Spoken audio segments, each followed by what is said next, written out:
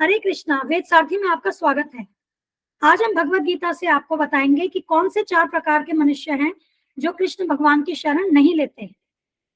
इस वीडियो को बनाने का हमारा उद्देश्य यह है कि आप अपने आसपास ऐसे मनुष्यों को पहचानें और इस चीज का ध्यान रखें कि आप इनके साथ संग ना करें। अब संग करने का अर्थ क्या होता है कि आप इनसे प्रभावित होकर के इनके गुणों को आप स्वयं ना अपनाएं।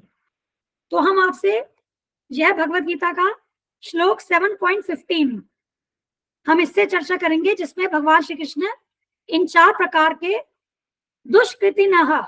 दुष्कृतिनः मतलब दुष्ट जन, इनके बारे में बताते हैं। तो श्लोक है, न माम दुष्कृतिनो मूढ़ाः प्रपद्यन्ते नराधमाः मायया अपहृत ज्ञाना आसुरं भावमाश्रिताः। अब इस श्लोक का जो भावार्थ है उसको हमने कुछ भागों में बांट करके यहाँ लिखा है। तो जो 4 प्रकार के दुष्कृतिनः कौन है? पहला, जो निपट मूर्ख है। दूसरा, जो मनुष्यों में अधम है। तीसरा, जिनका ज्ञान माया द्वारा हर लिया गया है। तथा चौथा, जो असुरों की नास्तिक प्रकृति को धारण करने वाले हैं। तो ये 4 प्रकार के मनुष्य हैं जो कि जिन्हें भगवान श्री कृष्ण दुष्ट कहकर बता रहे हैं और कह रहे हैं कि ये भगवान की शरण ग्रहण नहीं करते। तो आज की वीडियो में हम पहले 2 पर चर्चा करेंगे और इसकी अगली वीडियो में हम बाकी 2 पर चर्चा करेंगे। तो पहली श्रेणी के मनुष्य कौन है? मूढ़ाहा मतलब भारवाही पशुओं की भांति निपट मूर्ख। भारवाही पशु का मतलब बीस्ट ऑफ बर्डन, और इसका सबसे सरल उदाहरण क्या है? एक गधा। तो ये जो मनुष्य होते हैं, ये लोग इंद्रिय तृप्ति के लिए दिन रात भूखे प्यासे कड़ी मेहनत करते हैं। और वास्तव में शास्त्र बताते हैं कि ये जो इंद्रिय तृप्ति है ये जानवरों को तो बड़ी आसानी से उपलब्ध है, उसके लिए इतनी दिन रात कड़ी मेहनत करने की आवश्यकता नहीं है। इस विषय पर भी कभी हम किसी आगे वीडियो में चर्चा करेंगे। तो ये जो कड़ी मेहनत कर रहे हैं ये चाहते हैं कि उस मेहनत का फल स्वयं इन्हें प्राप्त हो। वो ये नहीं जानते हैं कि कर्म जो है वो यज्ञ के लिए है, मतलब भगवान श्री कृष्ण की संतुष्टि के लिए है। भगवत गीता हमें बताती है कि हम जो भी कार्य करें वो भगवान की प्रसन्नता के लिए करें, भगवान को समर्पित करें। लेकिन ये लोग कौन होते हैं? ये कर्म के फलों को भोगना चाहते हैं। और आप इनको कैसे पहचानेंगे? तो ये जो लाल रंग के बॉक्स में लिखा है कि आत्म साक्षात्कार के लिए समय नहीं, तो यदि आप इन लोगों से बात करेंगे कि यहाँ बहुत अच्छा सत्संग हो रहा है या ये प्रभुपाद जी का लेक्चर है सुनिए, तो ये क्या कहेंगे? हमारे पास तो समय नहीं है, हम तो ऑफिस में बहुत ज्यादा व्यस्त हैं, अपने कार्य में अपने बिजनेस में बहुत ज्यादा व्यस्त हैं, हमारे पास अपने लिए समय ही कहाँ है। तो जो इस प्रकार की बात करें और जो अपने कार्य क्षेत्र में केवल उसी में दिन रात लगे रहें लेकिन स्वयं के लिए आत्मा के लिए कार्य ना करें, वो मूर्ख बताए गए हैं। और ये क्या करते हैं? श्रील प्रभुपाद जी कहते हैं ये असली स्वामी, जो वास्तविक स्वामी है भगवान श्री कृष्ण, उनके बारे में नहीं जानते और माया की सेवा में लगे रहते हैं। अब आप ऐसे लोग आपको हर जगह, आपको ऑफिसों में, आपको बिजनेस में, डेली बेसिस पे आपको ऐसे लोग मिलेंगे जो कि बस अपना, जो उनका बॉस है या मैनेजर है या कस्टमर है, उसके लिए दिन रात लगे हुए हैं। लेकिन जो वास्तविक स्वामी है, जो भगवान है, उनके लिए ये कोई कार्य नहीं करते हैं। और श्री प्रभुपाद जी एक और उदाहरण देते हैं सुअर का। अब यहाँ पर ये चित्र देखिए, सुअर क्या करता है? वो मल खाता है। और यदि आप उसके सामने शुद्ध घी की मिठाई परोस करके लेकर के आए तो ये सुअर वो मिठाई नहीं खाएगा, उसको मल में ही मजा आ रहा है। तो इस श्रेणी के लोग भी क्या करते हैं? ये इंद्रिय तृप्ति में लगे हैं, इनको इंद्रिय तृप्ति में ही आनंद आ रहा है, लेकिन जो उच्चतम आध्यात्मिक आनंद है उसके प्रति ये आकर्षित नहीं होते और इसीलिए ये आध्यात्मिक ज्ञान में कोई रुचि नहीं रखते। ठीक है, तो हमें ऐसे लोगों का संग नहीं करना। अब हम ऐसा नहीं कह रहे कि आप ऐसे लोगों से बात ना करें। देखिए, रोज के व्यवहार में तो हमें कई लोग ऐसे मिलेंगे, तो बातचीत करने से हम मना नहीं कर रहे, लेकिन आप इनसे प्रभावित मत होइए, आप इंप्रेस मत होइए। आपको अपने जीवन के लक्ष्य को, जो कि कृष्ण है, उनको केंद्र में रख के अपने जीवन को आगे बढ़ाना है। यह नहीं होना चाहिए कि इस प्रकार के जो लोग हैं आप उनसे प्रभावित हो जाएं और इनके गुण अपनाने लगे। लेकिन यदि आपकी ऐसे लोगों से बातचीत होती है तो वहां आप सतर्क रहें, इनका संग नहीं करना है। अगले प्रकार के मनुष्य क्या है? नराधमाः, नर प्लस अधम, नरों में अधम, मनुष्यों में अधम।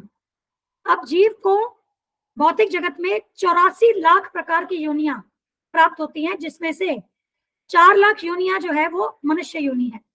मनुष्य योनियों में भी अनेक योनियां जो है वो निम्न मनुष्य योनियां हैं, मतलब जिनमें कोई संस्कार नहीं है, जिनमें कोई सभ्यता नहीं है। और इसके अलावा जो सभ्य योनियां भी है उनमें सामाजिक, राजनैतिक, धार्मिक नियम है। लेकिन यहाँ प्रभुपाद जी कहते हैं कि जिस मानव समाज में सामाजिक, राजनैतिक तो नियम है परंतु धार्मिक नियम नहीं है, तो वे भी नराधम की श्रेणी में ही आएंगे। क्योंकि धार्मिक नियम कब आएंगे? जब भगवान केंद्र में हो। तो यदि किसी मानव सभ्यता में धार्मिक नियम नहीं है तो इसका मतलब वो भगवान से विमुख है, तो वे भी नराधम की श्रेणी में ही है। अब ये मनुष्य जीवन हमें मिला क्यों है? मनुष्य जीवन का एकमात्र लक्ष्य है कि जो हम भगवान के साथ अपना संबंध भूल गए हैं उसे हम पुनः स्थापित करें। लेकिन जो भी मनुष्य अपना यह कर्तव्य का पालन नहीं करते हैं और बाकी दुनिया जहां की भौतिक चीजों में संलग्न रहते हैं परंतु आत्म साक्षात्कार के लिए कोई प्रयत्न नहीं करते, वे नरों में अधम हैं। इसमें आगे श्रील प्रभुपाद जी कहते हैं कि वर्णाश्रम पद्धति में मनुस्मृति के अनुसार ईश भावनामृत को जागृत करने के उद्देश्य से 10 शुद्धि संस्कारों का विधान है जो धर्म का पथ प्रदर्शन करते हैं। तो जब हमें मनुष्य योनि प्राप्त होती है तो ये हमारा कर्तव्य है कि हम वो शुद्धि संस्कारों का पालन करें और धर्म के पथ पर आगे बढ़ें।